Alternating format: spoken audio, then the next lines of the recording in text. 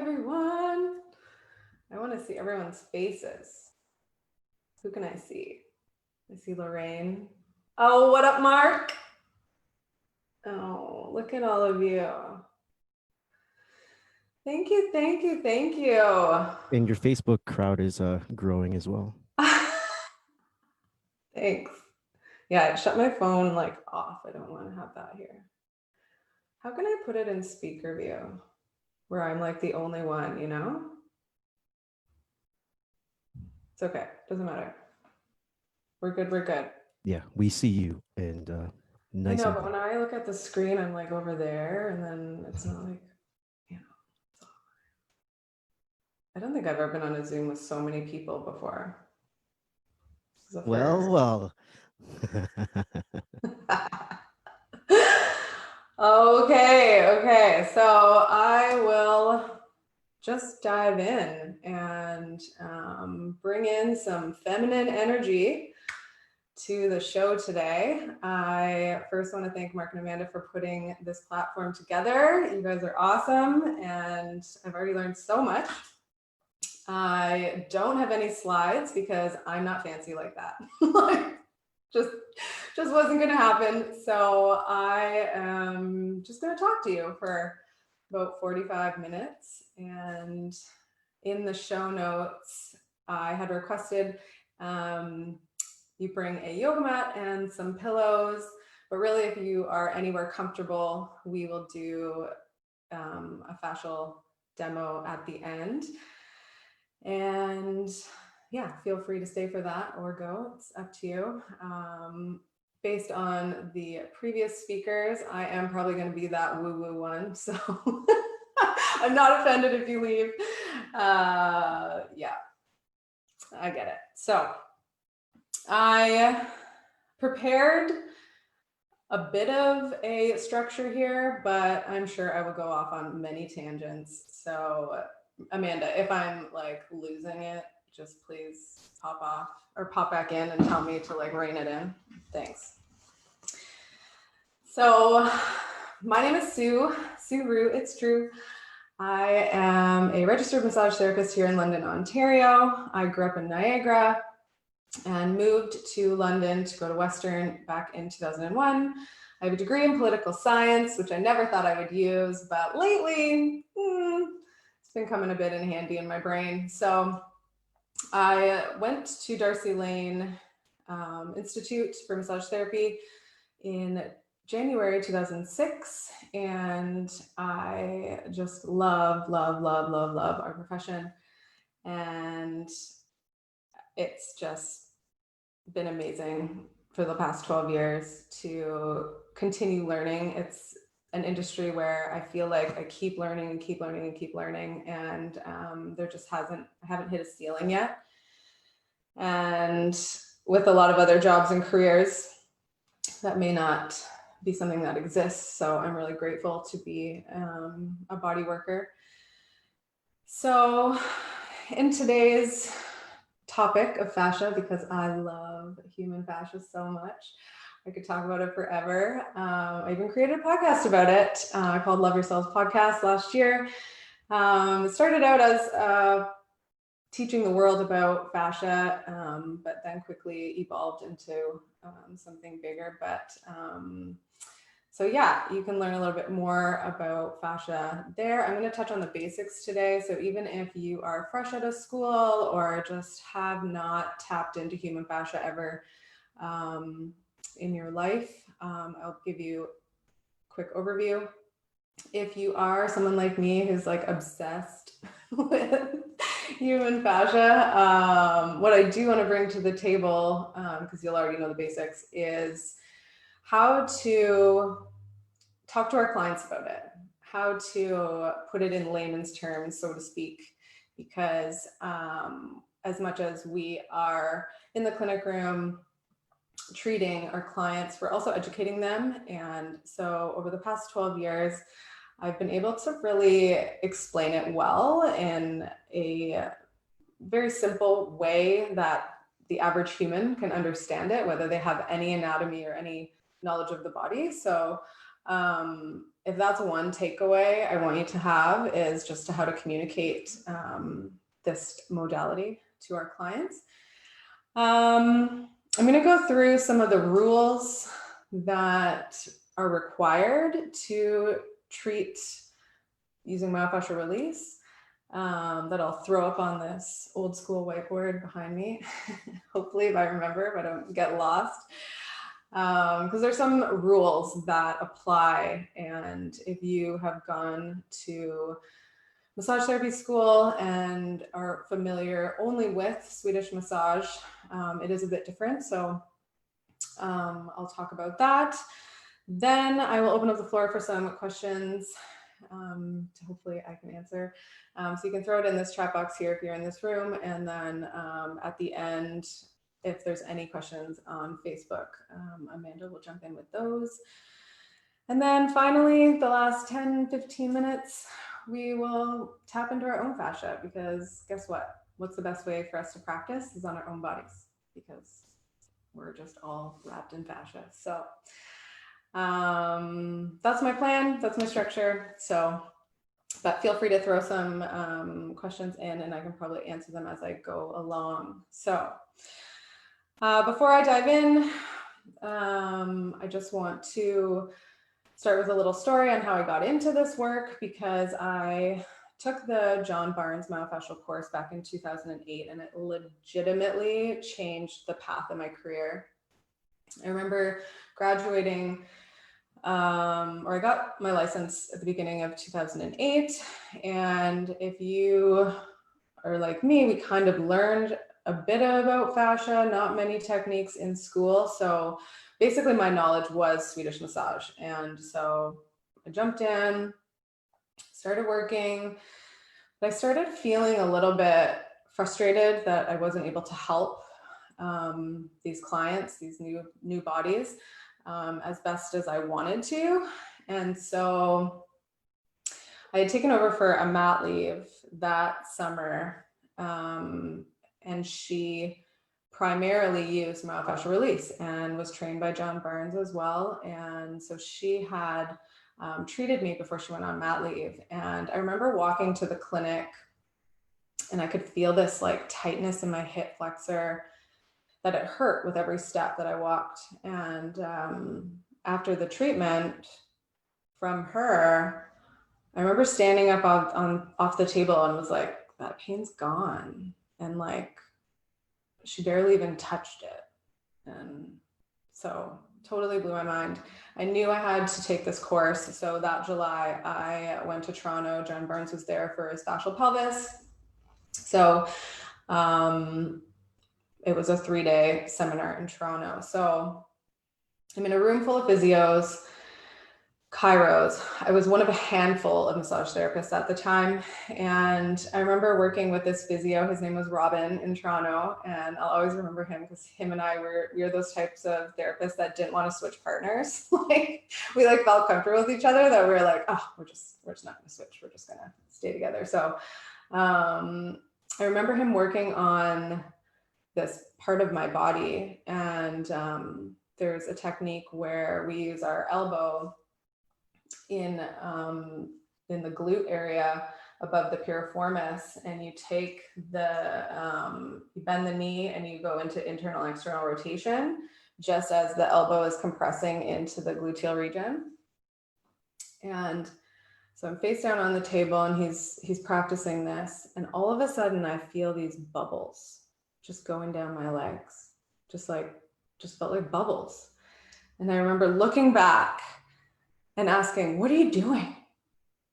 And he's sitting there with my leg and his elbow, and he looks at me and he goes, nothing. I'm not doing anything. And I was like, how can you not be doing anything? Like my leg just feels like it's bubble wrap all the way down to my toes. So I tell this story because I'll get into, when I get into the rules, that less is more. We tend to, dig and force these techniques. And a lot of times, if we can just wait, if we can just be patient, if we can be slower, the results are actually greater. So I was hooked. I remember taking that train ride home and I thought to myself, like, this is it. I have found it. I have found what I am meant to pursue in this career. And I just ran with it. So since that seminar, I've been evolving my practice.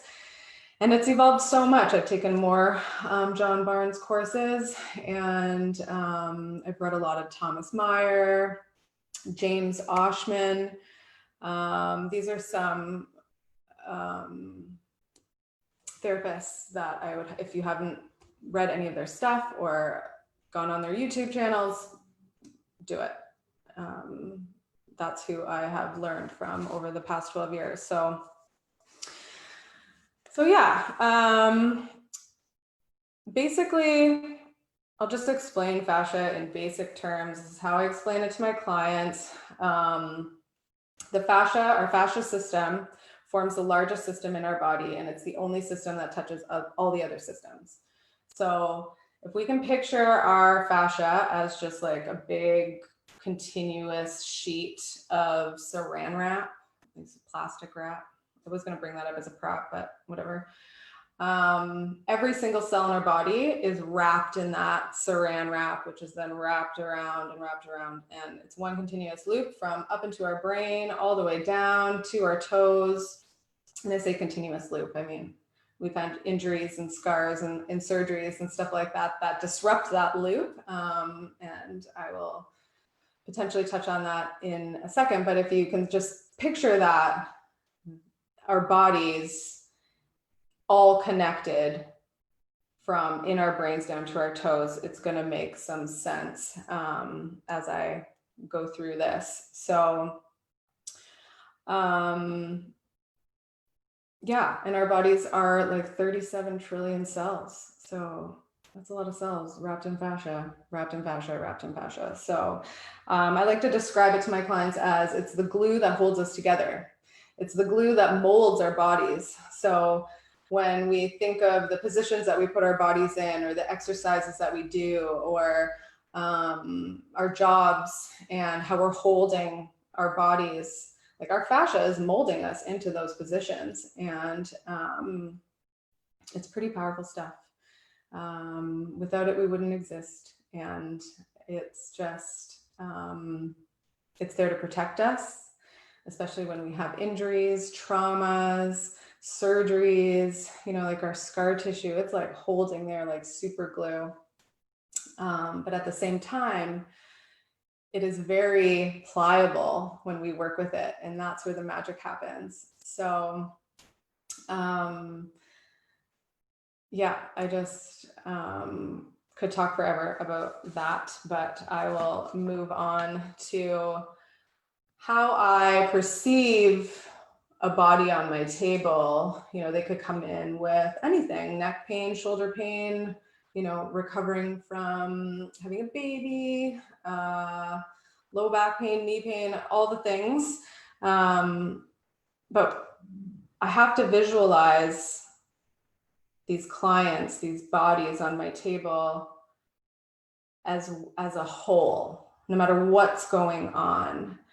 The human body design is designed to be symmetrical, yet I have never met a symmetrical human in my career. My goal is always symmetry. I say this to a lot of my clients: a symmetrical body is a happy body. If we're crooked and imbalanced, things aren't flowing as fluidly as we would like them to be, whether that's neurological, whether that's lymph, you know. So symmetry is key. So when I'm assessing a body on the table and they're having, say, right knee pain, I'm looking at the hips too. I'm not just looking at the knee. I'm looking up the spine, seeing what is imbalanced, and I'm trying to create that symmetry. I've yet to create symmetry, but that's always the goal, because it helps to relieve pressure from where that pain actually exists to the client. I say often often where we're feeling pain isn't actually where it's coming from, unless you've been in an accident recently or you've had surgery recently. If you have this nagging pain, so say chronic headaches, but you've never had a concussion or whiplash, we have to look elsewhere other than where they're feeling the pain, because our fascia is one big continuous loop. And if it's pulling down here at the right hip, it's going to affect up into the shoulder and up into the head, because it's just all connected that way. So that's basically how I would assess someone first, as well as range of motion, of course, with a new client. Okay, wait. Symmetry, perfect. Okay. I titled this seminar as like fascial connections, because like I just said, everything is connected. But as human beings, you know, we're all lucky. We work in the realm of body work, and you know, we're a little bit more in tune with it. But you know, humans who don't, they're not really connected to their body. And it used to frustrate me, but now now it's not. It's just my mission to teach, I guess. But we can connect in with our own bodies and really heal ourselves, if we take the time. And so that's a little bit what we're going to do at the end, in terms of how to feel our own fascia. So what I've been doing lately, and probably the last 5 years, is really understanding the connection of body pain that exists elsewhere in the body. So upper limb, lower limb, and how it actually holds in our abdomens. So on an average client, I will spend the majority of my work in their abdomen. And yes, I'm the weirdo. When new clients come in, I ask them straight off the bat, has anyone worked in your abdomen? And 99% of the time, the answer is no. And when I spend the majority of my time in there, the results have been unexpected, unbelievable. The fact that we can reduce low back pain through the stomach sometimes seems crazy to people, but for our entire fascial system, the majority of the concentration, the highest content of fascias in our abdominal cage to hold our organs in, to keep us standing upright. You know, we always hear like a strong core, a strong body, and it's true. But what's sort of come out of this, and this is my evolution of fascial work, as much as I've learned the basics through John Burns and Thomas Meyer, it sort of evolved it into more of that mind-body connection. I think Chris touched on that, but I wanted to jump in and talk about how the fascia, you know, loops up into our brain. And so it actually is connected. Our minds are, and our bodies and our emotions and everything is connected. But what's been amazing is to tap into the abdominal fascia just slightly below our ribs, sort of where the diaphragm hovers. And the amount of stuck fascia that resides in that center part of our bodies is creating havoc in other areas. So, and when I say havoc, I mean those panic attacks. I mean that emotional stress, trauma. And it's often overlooked. Like when I was going to school for massage, I remember learning abdominal massage and thinking in my head, I'm never going to massage abdomens, like ever. And now that's everything that I do. So I just wanted to mention that here because it's sort of like it's the overlooked area in the body. And in school, we don't really focus that much on it either in terms of treating it. But it really holds the key to allowing the other spaces in the body to relax and to feel good and to, you know, maybe decrease that nagging, that debilitating pain that you don't want to live with anymore. So yeah, that's for another day. We will be tapping into our own abdominal fascia if you want to go through this demo with me at the end. But if you want to learn more about that, please reach out to me. And we can dive further into that. So I'm going to go over some basic rules for how to access our fascial system for treatment.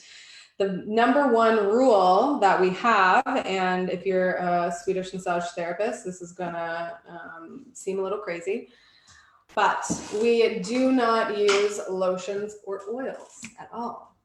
And let's see if you guys can read this. I don't know. Rules.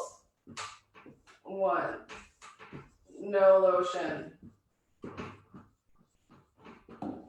And I'll tell you what.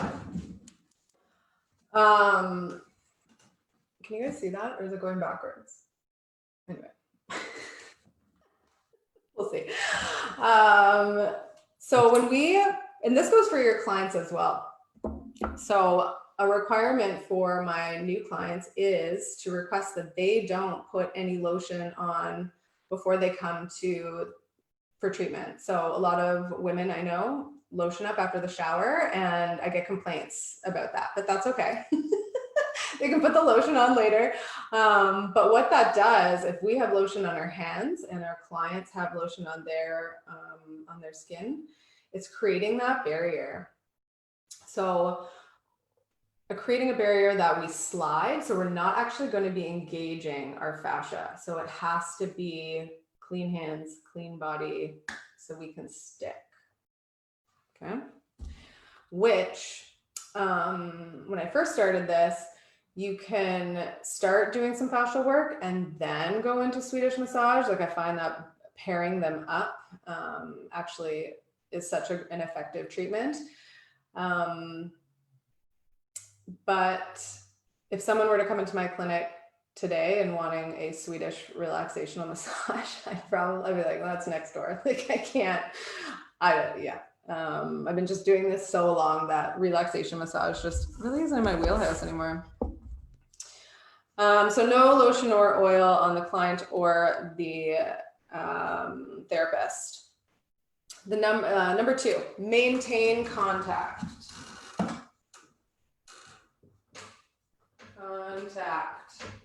So in conventional massage therapy, we're moving, we're thumb kneading, we're moving. You will be in a hand position in myofascial release for like 5 minutes, and you're just sinking deeper, deeper, deeper into the layers, creating a little bit of resistance between your hands, but maintaining that contact without gliding is a rule. As soon as you break contact, you got to start over, and we'll go through that in the demo at the end. Number 3, timing. So myofascial release is very, very slow. When you think you're going too slow, you actually have to be slower. And when I say that my hands are in a position for 5 minutes, I'm not lying. When it's new to a client or a patient, it might seem a little weird because you're just hanging out there.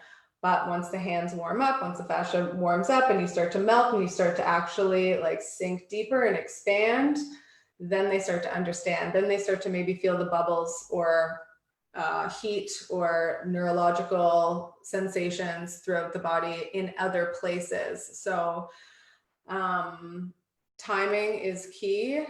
If you rush it and force it, it's not as effective. And I'm sure there's a few misconceptions out there that fascial work hurts. I've had that a lot with clients telling me that, oh, fascial work, that's so painful. I'm like, well, it was probably done too fast. That's it. And then I show them this way and it actually feels amazing, like butter. Number 4, the client needs to relax.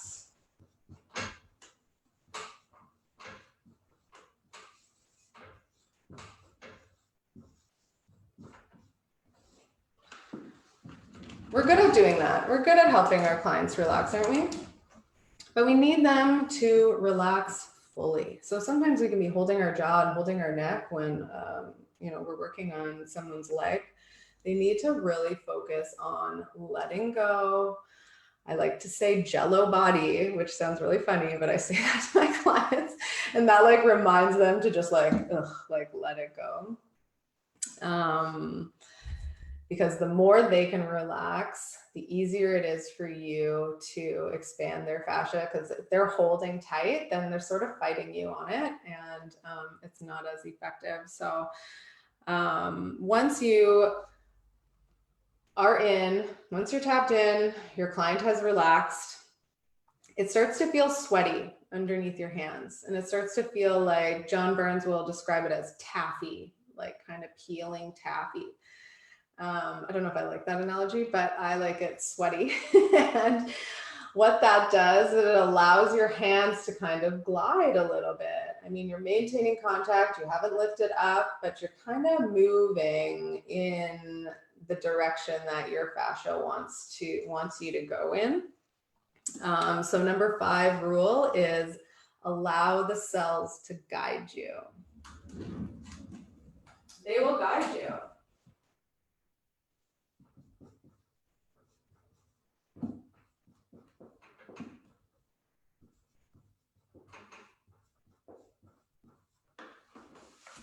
What I mean by that as well is not only are they going to kind of help glide you through the fascia, it's also going to tell you where to go next.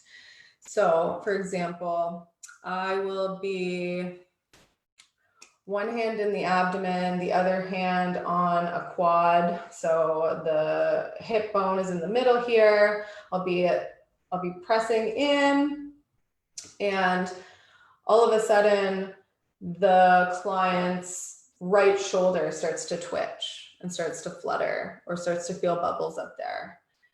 That is like the puzzle piece, like I need to go there next. So the body actually speaks. It will light up in areas. So they'll have, what is the word? Seminec, what's the word? Is it like vasodilate?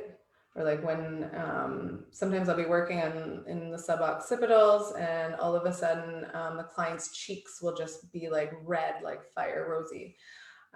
So that will show me and help me know that there's like that jaw connection, right? Which we know is of course attached to C2, but then that will help me bring going down into here and then into the scalenes, and it just sort of allows me to, it's a guide. So,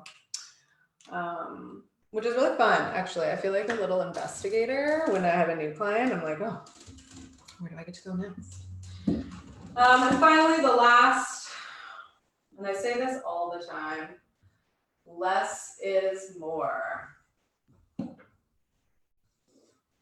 Like, less is more in terms of your pressure, in terms of how far you have to glide, in terms of, your timing. If you think that you have, been stuck on an area for a really long time, like, you have to go a bit longer than that. A big component for me and what helps me a lot is I close my eyes. I also try to encourage my client to close her eyes or his eyes. I work a lot with women. But when they close their eyes too, and it's very silent, it's very meditative. I know we can get a little bit chatty in the room, but the magic is in the silence and actually connecting into your body and feeling what's happening and listening to what needs to move, what needs to let go, because we tend to hold in these areas of restriction. Like fascial restrictions are like cement. It is so tough. So sometimes we don't even realize how much we're actually holding until we can focus on it and just allow our bodies to let go. And that goes for the therapist as well. So I'm very silent in my treatments.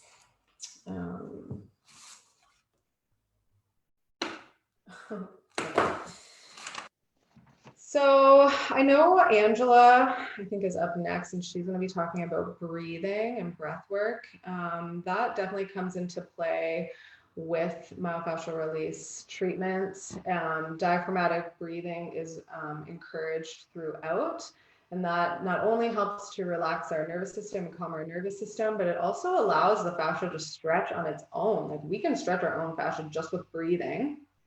Again, something we're going to do on the floor in about 15 minutes.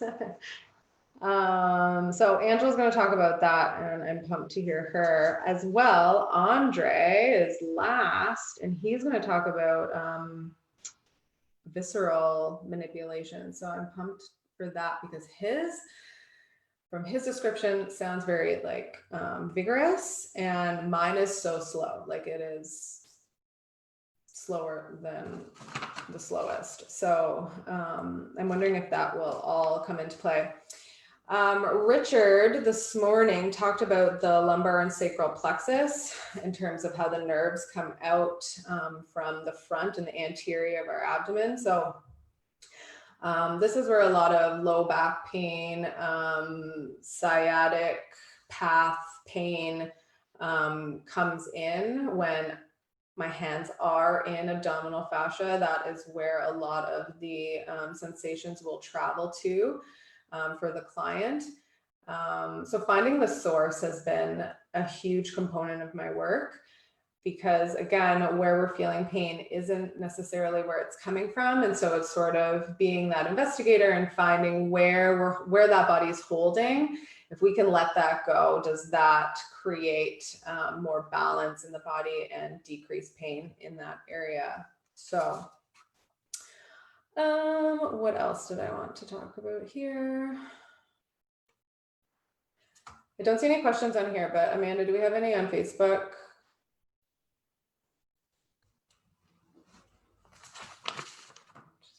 Sorry, I had a mouthful of popcorn. No, I think you're eating. Facebook. Do we have none? No, I haven't seen anything. Oh, sweet. All right. Okay, so where do I want to go here? Let's go to the rules for a second, and we'll talk about we'll talk about less is more. Less is more applies to so much in our career, and you know, I'm sure all of us have had the clients come in that were, you know, requesting deep tissue and really like digging massage. And what I love about this modality is like my hands don't hurt, my body doesn't hurt. I feel like with the slow, gentle, calming, effective treatment is also saving therapists' bodies, and therefore the longevity of our careers is just greater. And I know a lot of therapists who have started implementing this type of treatment to actually help save their hands and their wrists and avoid carpal tunnel surgeries and stuff like that. So I just wanted to touch on that it is very good for our bodies. And what I've learned over the last decade or so was like, if my body isn't working optimally, I'm unable to give to my clients. And that's a really important standard for myself. You know, I'm not someone who, like, yeah, I can say I don't have pain right now, but I've been in pain. I've had to rehab my body multiple times. So this type of work has really helped me see that I can literally feel like I can do this job forever. And so that's been huge for me. Hey, Sue, I do have two questions that just came up on Facebook. Okay. So the first one, Rhonda Marie asks, is it typical to have an emotional response to the fascial release? This is like my favorite question. Yes. Yes. Oh, okay. As the therapist or the client? She didn't specify, but I'm going to assume that she meant as the client. Right. Okay. So here's a story. I mean, I've got a million of them, but when, yes, everything that we have ever been through, felt, trauma, is held within ourselves. So I'm not sure if you can relate, but when I was growing up, I used to like hold in my tears. Like I was that girl that's like, oh, Sue's gonna cry again. And so I would like hold it in and I could like feel my stomach just like crunch it up. So certain areas of our body will hold on to emotion. And then yes, once it is expanded and released, and I don't really like using that word release, but like emotionally, yes, it happens all the time. And a lot of clients will cry. Actually, I cry in my clinic room all the time with my clients. When you are the therapist tapping into those emotional spaces, you can feel, I mean, this is where I'm the woo-woo, but I can feel their emotion coming up through my body. And some people might not believe in that, and that's okay. But 9 times out of 10, I cry before my clients cry, because as humans, we don't want to cry. We don't want to like show this vulnerable side or this weakness. But I love that I feel it first, because that kind of gives them the permission to do it themselves. And it's such a beautiful, it's such a beautiful thing, and very, very common in my clinic room. And that's a component too of how our nervous system is calming, our bodies are letting go and releasing these restricted areas that who knows how long they've been there. That naturally tears will come up, emotions will come up. And I just love that. I love it. Does that answer the question? Yeah, actually, the second one wasn't a question. Teresa just made a comment that she really likes your abdominal thoughts and your fascial approach. And she wanted to hear about the effect on the therapist, but I guess you kind of just answered that. I mean, I can go more. Do it, Sue. Do it. Yeah, what's the time? Oh, okay. I have a bit of time.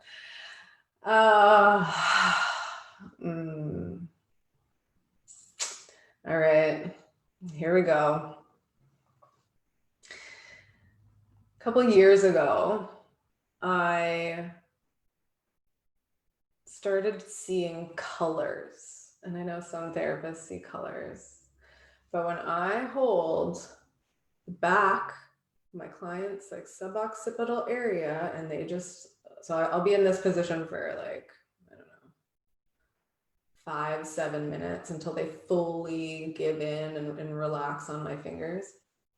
If I shut my eyes and kind of like gaze in, their body is like orbing colors. At first, I remember being like, nah, like I'm just crazy. Like some people, it would be like sunny in the room and then cloudy and then sunny and then cloudy. And here I am just like, what the heck is happening? So that's a reaction that happens with me, and I know it has to do with the chakras of the body and the energy centers and all of that stuff. But to be tapped into human fascia, like magic happens. And so yes, colors, emotions. When I was pregnant, Amanda, you'll love this one. When I was pregnant, my body would heat up so much when I was working. And like, I wouldn't even be like in these pivotal areas like the abdomen or like the base of the skull. I would just be like on a quad, like nothing. And sweat beads would be like dripping down my spine. And I'm like, oh, like there's just a lot going on in this body. So I think my senses were heightened when I was creating a human in my body. And that's that. Yeah, it's really powerful work. I could get into like the exorcisms that have happened on my table with the fascial unwind. If you want to go to YouTube and Google myofascial release unwinding, there's a bunch of videos up there. And when it happens on your table, it's a little bit shocking. So yeah, and it happens a lot when I'm in the abdominal area, like above the belly button, just in that space between the diaphragm and the navel. Humans just tend to hold a lot there. And when we can let go, it's like the whole body just kind of like lets go if they're fully relaxed. They sweat, they cry, they convulse. Yeah, it's pretty cool. Any other questions?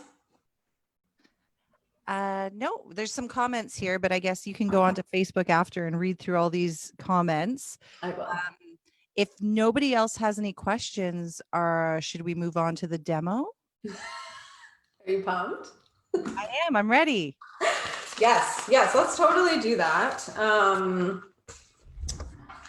And feel free to turn your camera off if you don't want to be on screen. I'm gonna interrupt you for a sec, Sue. There's one more question on Facebook. Yes, of course. Amelia says she's a new therapist. How do people know to expect more fascia-based work when coming to you versus traditional Swedish massage? How do you differentiate that to your potential clients? Yeah, that's a good question. I think, so I'll answer this in two parts because my response now and where I am in my career would be totally different if like when I started back in 08. So when I first started and was sort of transitioning, because this is all I do now, I used to do both. I would start with fascia because my hands wouldn't have lotion on it. And then I would, the last half, do some Swedish work. So when I was practicing and sort of evolving it, I would ask my clients if I could try new techniques on them. And of course, most of them said yes. And most of them are still my clients now, and that's all they prefer. So it's sort of asking the client what they want, but also explaining to them that you have learned a technique that might help decrease whatever pain that they're having, or they might see faster results if I try this first. And just asking them and you receiving their okay to do it is where I would start if that's you right now. If, for example, a client is requesting a basic Swedish massage or relaxation, like I tell them that I don't do that now. But that's just where I am. Most of the clients that I do receive are referrals from people who already know what I do. So I'm lucky enough to work at a clinic with 5 other therapists who we all treat differently. And so if someone is calling in for relaxation or Swedish massage or Thai massage or hot stone, like they are put with the therapist that does that. So But yeah, if you are, or if you want to start training and evolving your fascial practice, just ask your clients like what they say no, and you move on to the next one. Awesome. Well, we've got 15 minutes. So I think that's perfect amount of time for a demo. Okay. So this is my setup here. I just have a yoga mat and a pillow on the ground. Okay. So what I want you to do, so you don't have to be on a yoga mat or a pillow. You can be on a couch or a bed, whatever works best for you. You're going to lay on your back facing up, supine, with the pillow underneath your knees. So just like on a massage table, everyone. I'm going to move myself down here.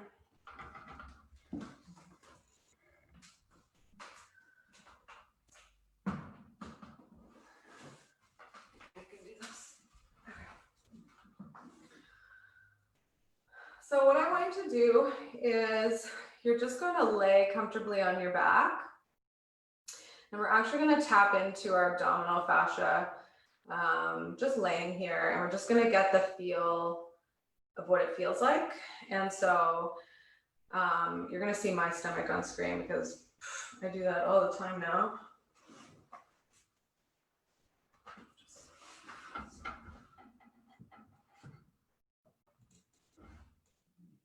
Okay, so when you are laying flat, everyone, here's my belly.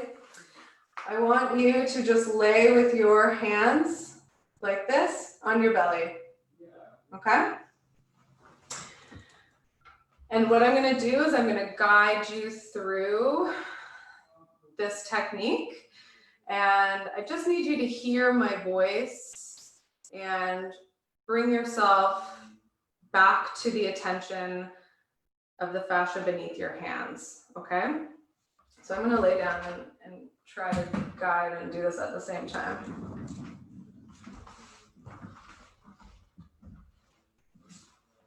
Okay, so we're here, and we're just gonna put our hands on our bellies. And remember, rule number 2 is stay connected. So if you break off, you gotta start from the beginning. So just stay connected. And what I want you to do is I want you to try to expand your inhale into your hands. So diaphragmatic breathing. Diaphragmatic breathing into your hands. Allowing your shoulders to relax, your neck to relax, your jaw. Close your eyes. And just bring your attention to the space beneath your hands, allowing them to warm up. This is where timing comes into play because we just wait.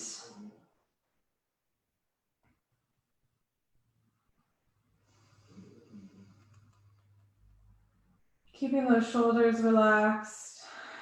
Allow your knees to fall to the sides. Take note of any tension in your body, whether that be your low back or your neck, and just try to let it go.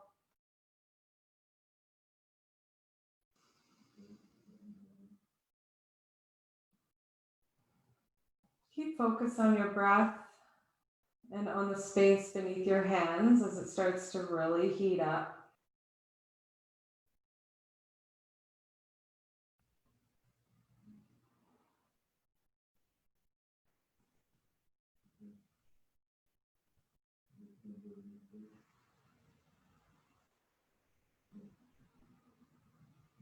Maintaining contact.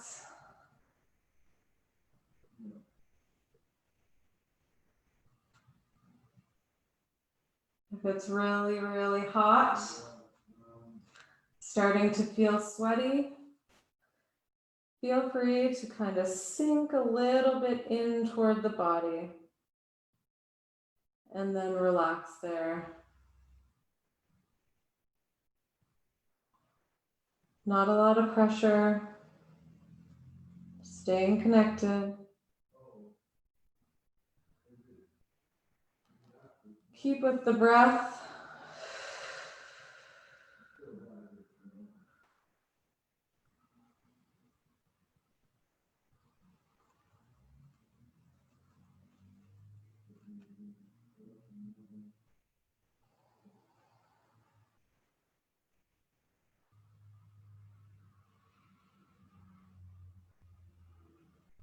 You might start to feel even more sweaty.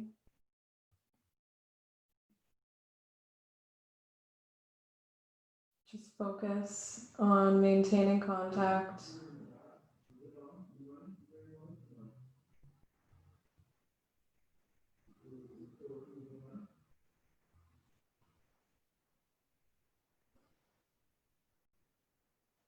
Remember, less is more.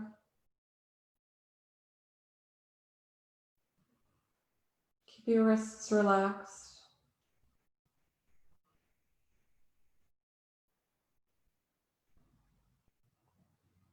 Staying there.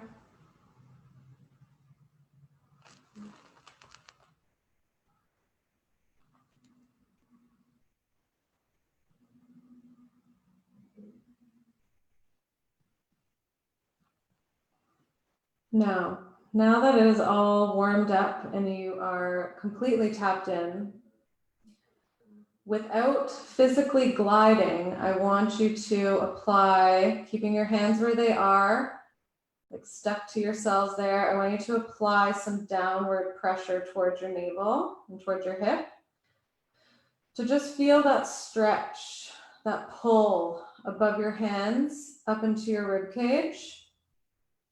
So I'm not actually gliding, I'm just applying downward pressure toward my hips. And then I'm going to rest in that new stretched area. I want you to increase that inhale and push it into that stretched space. Expanding your diaphragm, feeling that pull perhaps up into your lungs and into your heart space. And then settle in.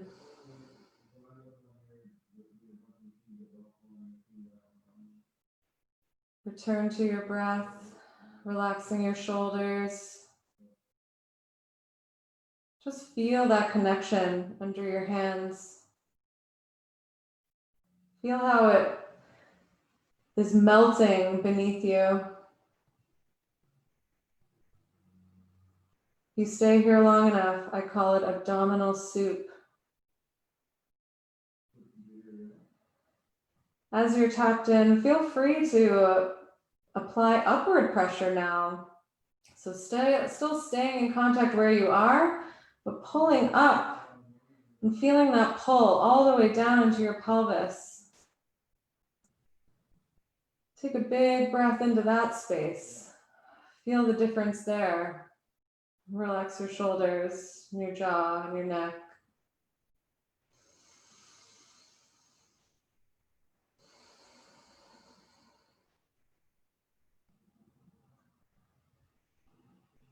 You can sink your fingertips in toward the body a little bit here as well. Getting a little specific.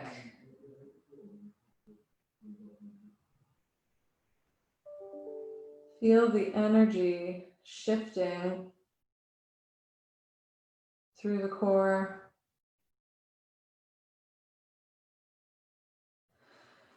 Breathing deeply into those fingertips.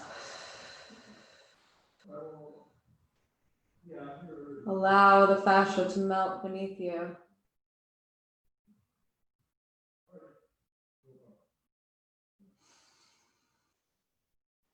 Back off your pressure just a little bit, but stay connected.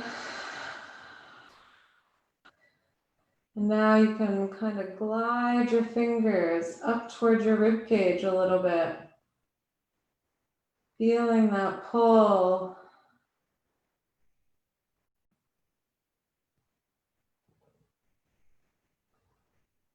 Be gentle, be kind, be slow.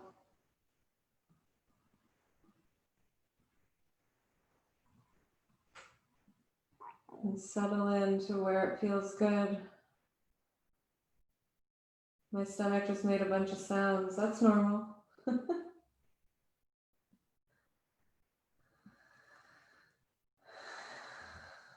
And breathe.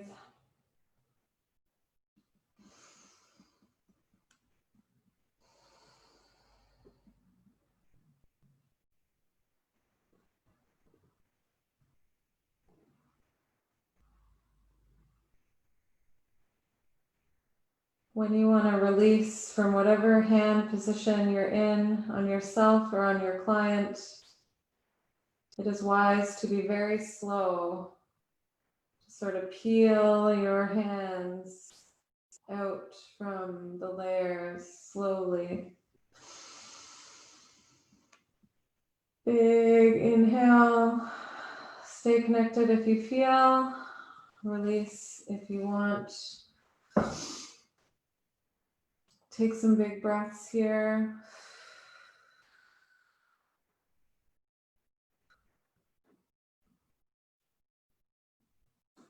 And feel the sense of calm.